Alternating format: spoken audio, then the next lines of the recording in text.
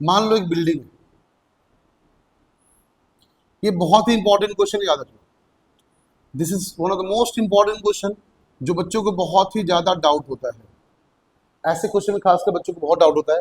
आपको बहुत इजीली सिखाएंगे कि ऐसे क्वेश्चन करते कैसे हैं। आपको ज्यादा दूर जाने की जरूरत नहीं है, कहीं भी आप क्वेश्चन प्रैक्टिस कर सकते हैं। मेरे साथ बने रहिए, आपको बहुत सारे कॉन्सेप्ट्स को डेवलप करेंगे आराम आराम से। कोई जल्दी नहीं कि बहुत फास्ट पढ़ना है, आराम आराम से बस कॉन्सेप्ट को डेवलप करो, सीखो चीजों को कैसे हम यहाँ बता रहे हैं आपको। हम कॉन्सेप्ट समझो, लॉजिक समझो, उसके बाद मैं कुछ क्वेश्चन प्रैक्टिस भी करवाऊंगा। आप भी घर में बैठ के प्रैक्टिस करें, मॉडल सॉल्व करें, एस.सी. वर्मा जी को सॉल्व करें, और आपको जितना क्वेश्चन मैं प्रोवाइड करूंगा पीडीएफ यहाँ पे, उसको सॉल्व करें। जितना ज्यादा क्वेश्चन प्रैक्टिस करेंगे फिजिक्स में, उतना ज्यादा इंप्रूवमेंट होगा। अगर कोई भी कंपटीशन की तैयारी आप कर रहे हो, लाइक नीट की तैयारी कर रहे हो, आईआईटी की तैयारी कर रहे हो, तो बिलीव मी, अगर एग्जाम निकालना है तो एक ही तरीका है, एक ही स्टेप में एग्जाम निकलेगा। खूब सारा मेहनत, खूब सारा question practice.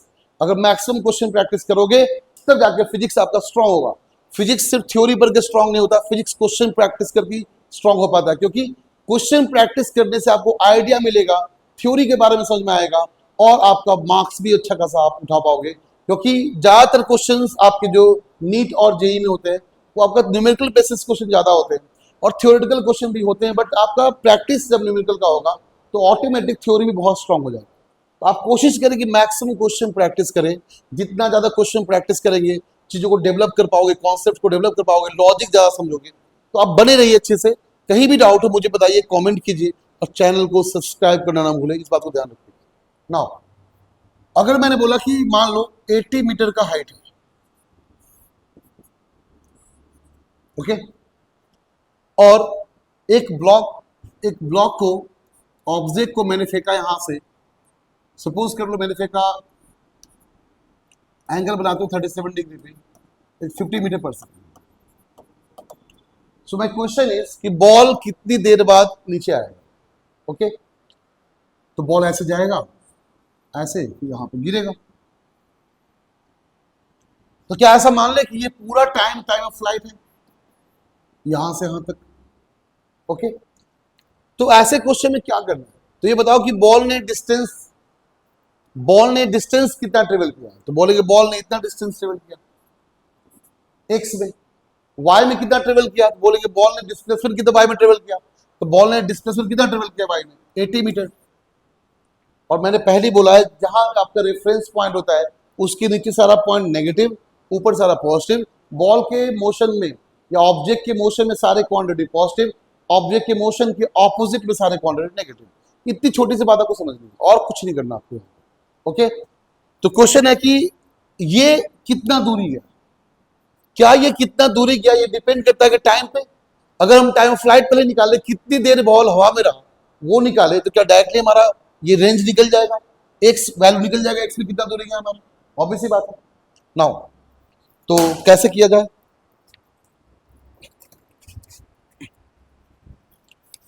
Okay sorry, pen गिर गया था। तो पहले निकालेंगे टाइम ऑफ फ्लाइट, कितनी देर बॉल हवा में रहा। उसके लिए क्या करना पड़ेगा, हमें देखना पड़ेगा बॉल का डिस्प्लेसमेंट वाई में कितना है। तो बॉल का डिस्प्लेसमेंट वाई में तो 80 मीटर हमारा। तो पुट कर लो इक्वेशन पहले, क्या होता है, S Y is equal to U Y T. हमेशा आप ध्यान रखें, आप शुरुआत करें उसको डायमेंशनली पुट करने का, लाइक कभी डायरेक्टली ऐसे पुट ना करें H equal to U sine theta, ऐसे करने की कोशिश ना करें। आप एक्स का एक्स में वैल्यू पुट करें, वाई का वाई पुट करें। और सेकेंड इक्वेशन बहुत इंपॉर्टेंट है, सेकेंड इक्वेशन से आपको लेंथ वाला पार्ट निकलेगा। तो मुझे पता है ये लेंथ ही तो है, ये भी लेंथ ही है, तो लेंथ वाला पार्ट में रेंज आ जाता है, लेंथ वाला पार्ट में हाइट आ जाता है। ओके, तो सेकेंड से ट्राई करें यहाँ पे। So S Y equal to U by T plus half A Y T square. Okay, तो कितना हो जाएगा एस वाई, क्या हाइट हो गया हमारा, डिस्प्लेसमेंट हो गया हमारा। तो जहां से हमने फेंका, क्या ये क्वांटिटी उसके नीचे है, इसका मतलब ये क्या बन जाएगा, -80 मीटर। कितना हो जाएगा, -80। यू वाई कितना हो जाएगा, U sine theta, U Y रखते हैं हम लोग, into T minus half G T square. G को 10 पुट कर दो। तो सबसे पहले यू वाई निकाल लो यहाँ पे। तो हमने अभी देखा था यू वाई कितना है हमारा, यू वाई हमारा यू साइन थीटा मतलब 50 into sine 37, that is equal to कितना हो जाएगा आपका 30 मीटर पर सेकेंड। तो पुट कर लो वैल्यू। तो -80 is equal to 30 into T minus ये 5 टाइम्स मर गया हमारा, -5 टी स्क्वायर। तो आप बोलोगे सर ui को आपने नेगेटिव क्यों लिया? क्योंकि ui ऊपर जा रहा है मोशन का डायरेक्शन में, इसलिए ui पॉजिटिव होगा, ui नेगेटिव नहीं होगा। नाउ कुछ कॉमन करना, कैंसिल कर लेते, 5 से 6 12 बढ़ गया, ये 16 12 बढ़ गया, तो जगह -16 is equal to 60 minus T square, या फिर सबको एक जगह रिप्रेजेंट अरेंज कर लो अच्छे से, that becomes T square minus 60 minus 16 is equal to 0। Okay, तो a इक्वल टू 1 है, b इक्वल टू -6 है, c इक्वल टू -16 है। तो क्वाड्रेटिक इक्वेशन हमारा ठीक है, तो t वैल्यू निकाल लेते पहले। t कितना हो जाएगा? -b plus minus root under d over 2 है। आपने 10th क्लास से पढ़ा ही होगा। तो -b मतलब माइनस और -6 plus minus root under b square minus 4ac कितना होगा? 6 का स्क्वायर 36 माइनस 4 इंटू ac मतलब 64। तो 36 प्लस 64 कितना हो गया? 100 बाई 2 इंटू a। तो a कितना हमारा 1 ही है, तो कितना हो गया? t is equal to 6 plus minus 10 over 2। तो t equal to 6 plus 10 over 2 that is equal to 8 second. हम यहाँ नेगेटिव क्वांटिटी लेकर नहीं चलेंगे। t 6 माइनस 10 बाई 2 मतलब -4 बाई 2 मतलब -2 second. Time can not be negative. तो सबसे पहले ध्यान रखना, ऐसे क्वेश्चन में क्या करते हैं, सबसे पहले टाइम निकालते हैं कि इसको पूरा टाइम कितना लगा यहां से आने में। ओके नाउ, और इस भी बात को भी ध्यान रखना हमेशा कि ये जो क्वांटिटी मैंने बोला कि -80 क्यों हुआ, क्योंकि रेफरेंस पॉइंट से नीचे है। जो चीज आपका ऑब्जर्वर के रेफरेंस पॉइंट से नीचे होगा नेगेटिव, ऊपर होगा पॉजिटिव, और जो मोशन का डायरेक्शन होगा पॉजिटिव, मोशन के ऑपोजिट होगा तो नेगेटिव। दोबारा देख लो यहाँ पे, अगर हम बात करें ऑब्जेक्ट को ऊपर फेंका गया है इसलिए ui पॉजिटिव हो गया हमारा, एंड डिस्टेंस डिस्प्लेसमेंट नीचे है तो नेगेटिव हो गया हमारा। और आपका देख सकते हैं टाइम यहां से यहां आपका मूव किया है, तो टाइम कितना हो गया? Time of flight that is 8 second. अब क्या करना है, हमें रेंज निकालना था, निकाल लेते हैं। तो r क्या होता है, रेंज क्या होता है, हमें याद अच्छे से, कितना होता है? 2। ओके, तो sx equal to uxt plus half axt square, ये पूरा टर्म 0 हो गया। एक्सेलरेशन x कितना होता है? 0। तो क्या बचा हमारा? ये बचा sx का मतलब लेंथ इन x एक्सिस, कितना हो जाएगा? u cos थीटा, मतलब कि 50 इंटू कॉस 37 इंटू टाइम कितना लगा, ये पुट करना है हम लोग को। तो 50 इंटू कॉस 37 कितना हो गया? 4/5 इंटू 8, ये मर गया 10 बार में। तो 40 इंटू 8 कितना हो गया? 320 metre. So this is the final answer. Hope करते हैं आपको लॉजिक अच्छे समझ में आ गया। ऐसे क्वेश्चन बहुत बच्चे सॉल्व नहीं हो पाते, उनको बहुत ही ज्यादा प्रॉब्लम होती है सॉल्व करने में। ओके, इस बात को आपको समझना है कि कैसे हमने सॉल्व किया चीजों को, कि हमने पहले पूरा टाइम निकाला, और पूरा टाइम का जो वैल्यू आया डायरेक्टली से मल्टीप्लाई कर दिया हमने डिस्टेंस निकालने में, और पुट करके डायरेक्टली बार आंसर आ गया। यूएक्स का भी चेंज करना तो है ही नहीं इसके अंदर। तो होप करते लॉजिक क्लियर हो गया होगा। अब ऐसे क्वेश्चन घबराना मत, जब भी आएगा इस कॉन्सेप्ट को ध्यान रखना। तो पहले टाइम निकालेंगे, उस टाइम को निकालकर फिर हमें लेंथ वाले एक्सिस के फॉर्मूला पुट करेंगे, हमारा आंसर डायरेक्टली आएगा। ऐसे क्वेश्चन बहुत मिलेंगे आपको फ्यूचर में, स्कूल में, जेई वगैरह में, नीट वगैरह में, ऐसे क्वेश्चन भर के आते हैं आपको। बस प्रैक्टिस कर, जितना ज्यादा क्वेश्चन प्रैक्टिस करोगे फिजिक्स उतना इंप्रूव होगा, ये मेरी गारंटी है। बट अगर क्वेश्चन प्रैक्टिस नहीं किया, सिर्फ पढ़ा आपने चीजों को, तो कोई फायदा नहीं फिजिक्स पढ़ने का, मैं आपको बता रहा हूँ। अगर आपको फिजिक्स समझना है, फील करना है, गो एंड प्रैक्टिस, बैठो तभी से 2-3 घंटा पढ़ो, खूब सारा क्वेश्चन प्रैक्टिस करो, अपने आप फिजिक्स अच्छा हो जाएगा, बढ़िया हो जाएगा, और कॉन्सेप्ट को डेवलप कर लोगे। तो कॉन्सेप्ट डेवलप करने का एक ही तरीका नंबर 1, फुल एंड फाइनल क्या? प्रैक्टिस। ठीक है, और लेक्चर को ध्यान से सुनते रहिए, समझते रहिए। डाउट हो तो कमेंट कीजिए, बताइए सर यहाँ पे इस पॉइंट में मुझे डाउट हो रहा है, दोबारा समझाओ, मैं दोबारा समझाऊँ। अच्छा, कुछ बच्चे बोलते हैं सर कि ऐसा आपने क्यों किया, आप ये भी तो कर सकते थे, ये टाइम निकाल लो, ये निकालो, फिर ये टाइम निकालो, ये भी उसको डिस्ट्रीब्यूट कर सकते थे। क्योंकि आपको कैसे पता वो टाइम ऑफ फ्लाइट जो निकाला आपने, ये वैल्यू, यो इस पूरे टाइम के लिए, कितने टाइम के लिए, अब देखोगे ये बन जाएगा प्रोजेक्टाइल मोशन, है ना, ये प्रोजेक्टाइल पाथ मिल गया, फिर अलग से टाइम निकालना पड़ेगा। क्या ऐसे करें तो आंसर आ पाएगा? ऑब्वियसली आ पाएगा। आप किसी भी तरीके से करो, आंसर कभी चेंज नहीं करने वाला। अगर देखोगे ये आपका क्या बन गया, आपका रेंज बन गया, फिर एक्स्ट्रा लेंथ इतना गया हमारा, फिर इसको इससे ऐड करना पड़ेगा, तब भी आंसर सेम आएगा, आंसर चेंज नहीं होगा। अगर आपको डाउट हो रहा है तो प्रैक्टिस करें इन चीजों को, आपको समझ में आ जाएगा। कैसे? देखो, अगर मैंने बोला 50 मीटर पर सेकंड से बॉल को फेंका गया, तो यहाँ भी स्पीड कितना होगा? 50 मीटर पर सेकंड पे ही होगा। अगर 37 पे रिलीज किया गया है तो यहाँ भी एंगल कितना होगा? 37 पे रिलीज किया जाएगा। ध्यान रखना पैरेलल में हमेशा आपका चीजें सेम मिलती है हम लोग को। अगर मान लो यहाँ पे एंगल, इसको हम तरीके से आगे बताते हैं। अगर मैंने बोला किसी बॉल को ऐसे फेंका जाए ना, इस कॉन्सेप्ट को ध्यान में रखना हमेशा। तो मान लो यहाँ पे एंगल आपका है, मान लेते हैं थीटा, यहाँ पे एंगल आपका है थीटा 1, तो यहाँ पे सामने अगर जाओगे तो यहाँ भी एंगल कितना मिलेगा हम लोग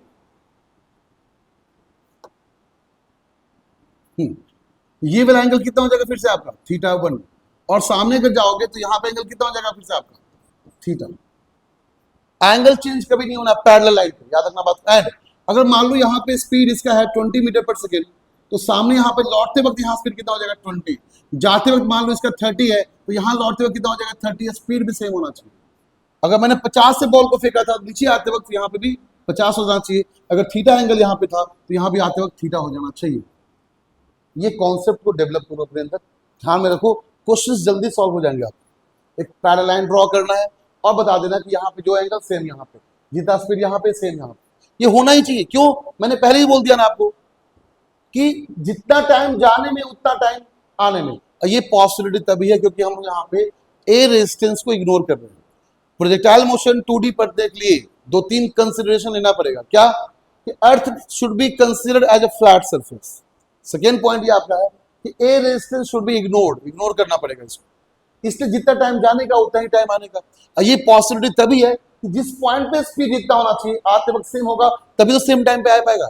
इसको समझने का और तरीका है कि अगर मैंने बोला कि स्पीड यहाँ पे आपका है 20 मीटर पर सेकेंड, अब मुझे पता स्पीड घटता जाएगा, फिर 10 होगा, फिर 5 होगा, फिर 0 होगा, तो बढ़ते वक्त ग्रेविटी कहाँ खींच रहा है इसको, नीचे। तो ग्रेविटी नीचे, इसका मतलब क्या ये मोशन के डायरेक्शन में, लौटते वक्त क्या मोशन के डायरेक्शन में, तो स्पीड बढ़ेगा। जाते वक्त मोशन की ऑपोजिट डायरेक्शन में, तो ग्रेविटी नीचे खींच रहा है, तो स्पीड घटेगा।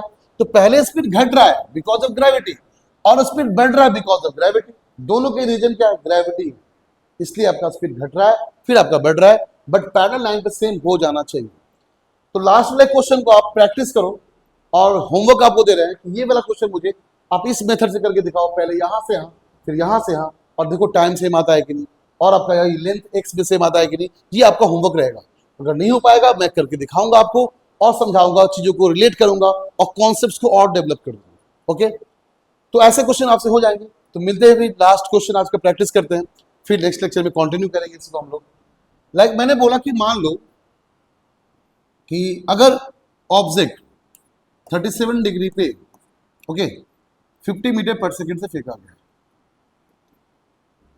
ओके, लाइक मान लो 53 डिग्री फेंका गया, ऑब्वियस सी बात है ऊपर जाएंगे तो एंगल घटेगा, है ना।